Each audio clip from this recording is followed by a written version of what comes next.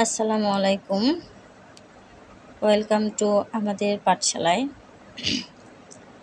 আমরা আজকে জানবো ক্লাস 6 ইউনিট 1 এর 1.2।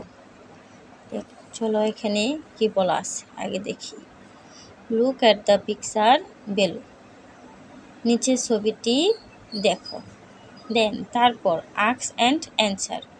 আস্ক মানে জিজ্ঞাসা করা, অ্যান্ড এবং অ্যান্সার উত্তর দাও। তারপর জিজ্ঞাসা করো এবং উত্তর দাও the following questions in pair. নিচের প্রশ্নগুলোর দলে বা জোড়ায় কী করো, উত্তর দাও। দেখো এখানে ছবির মধ্যে দেওয়া আছে এই তিনজন দেখো এরা তিনজনে এক জায়গায় দাঁড়াইয়া কি করতেছে, কথা বলতেছে। বাড়ির পাশে বা মাঠের পাশে বা স্কুলের বাইরে। এদের পিছনে দেখো কতগুলা গাছ দেখা যাচ্ছে। আবার দেখো প্রথম প্রশ্নে কি জানতে চাইছে, can you guess who they are. Can you guess who they are, তুমি কি অনুমান করতে পারছো এরা কারা? তুমি কি অনুমান করতে পারছো এরা কারা?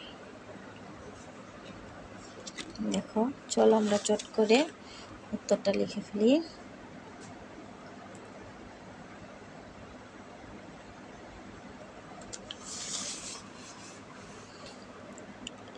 Yes, I can.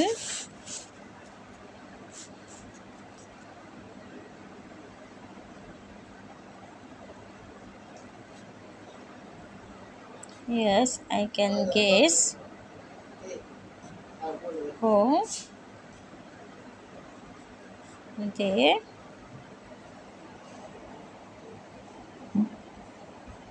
are. হ্যাঁ, আমি অনুমান করতে পারছি এরা কারা।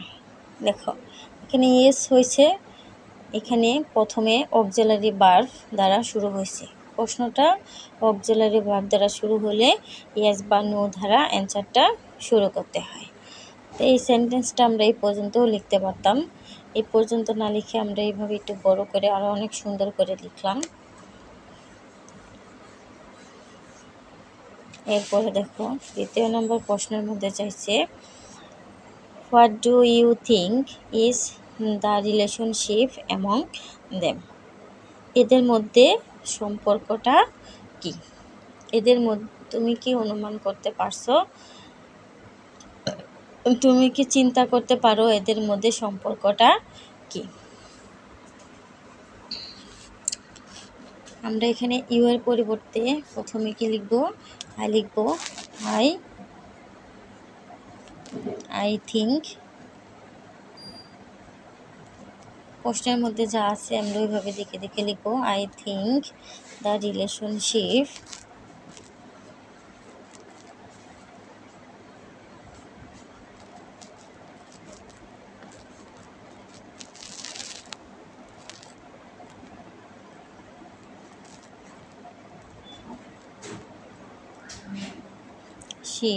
among them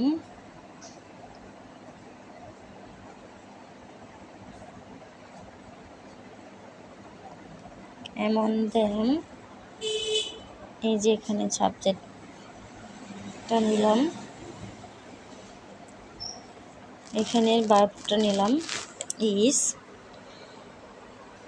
এরপর দেখো এটা কে হতে পারে, যদি ক্লাসমেট হইতো তাদের এদের ড্রেস সম্পর্কে ড্রেস কি থাকতো, একই রকমের ড্রেস থাকতো। তারা যদি স্কুলের বাহিরে থাকতো তার মানেও তখন স্কুল চলাকালীন অবস্থায় তারা যদি টিফিন টাইমে বাইরে থাকতো তাহলেও তাদের ড্রেসটা একই রকম থাকতো।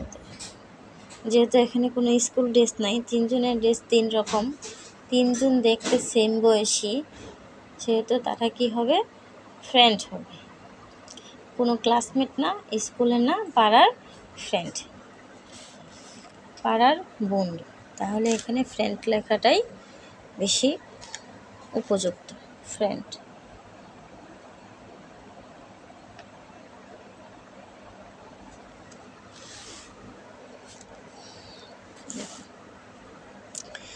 এর পরের প্রশ্নে জানতে চাচ্ছে, what do you think they are talking about? তারা কী সম্পর্কে, তুমি কি অনুমান করতে পারছো তারা কী সম্পর্কে কথা বলছে? টকিং মানে কথা বলা, অ্যাবাউট সম্পর্কে, তারা কি সম্পর্কে কথা বলছে। যেহেতু ছবির মধ্যে এখানে 3 জন ফ্রেন্ড, তাহলে তারা কি সম্পর্কে কথা বলতে পারবে? এখানে দেখো একটা মাঠের পাশে বা বাগানের পাশে দাঁড়াইয়া মানে কি কথা বলা যায়? অবশ্যই খেলা সম্পর্কে কথা বলা যায়, এছাড়া আর কোনো কিছু হয় না। বা ক্লাসের যদি পড়ালেখার বিষয়ে কোনো কথা বলতো, তাহলে তারা একটা ক্লাসে থাকতো, কিংবা বাসায়ও যদি থাকতো, তাহলে তাদের সামনে একটা পড়ার টেবিল থাকতো, একটা বই থাকতো। ওরকম কোনো ধরনের পরিবেশ কিন্তু এখানে নাই। যেহেতু তারা একটা মাঠের পাশে বা বাগানের পাশে বা জঙ্গলের পাশে যাই বলা যাক আছে, তাহলে তারা কি খেলা ছাড়া অন্য কোনো বিষয় সম্পর্কে কথা বলতে পারে না। এটাই বেশি উপযুক্ত শব্দ বা উপযুক্ত ওয়ার্ড। তাহলে চলো আমরা অ্যান্সারটা এভাবে লিখি। আই থিঙ্ক, ইউর জায়গায় আমরা কি করব? ইউর জায়গায় আই লিখবো। প্রশ্নটা দেখে দেখে লিখবো। I think, I think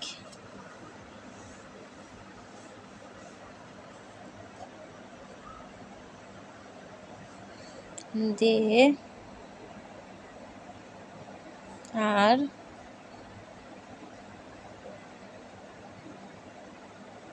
talking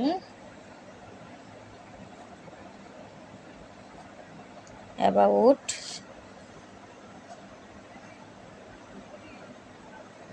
their game.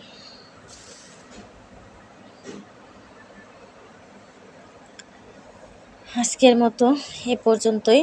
দেখা হবে আবার 1.3 সম্পর্কে বিস্তারিত আলোচনা নিয়ে। ওকে, আল্লাহ হাফেজ, আসসালামু আলাইকুম।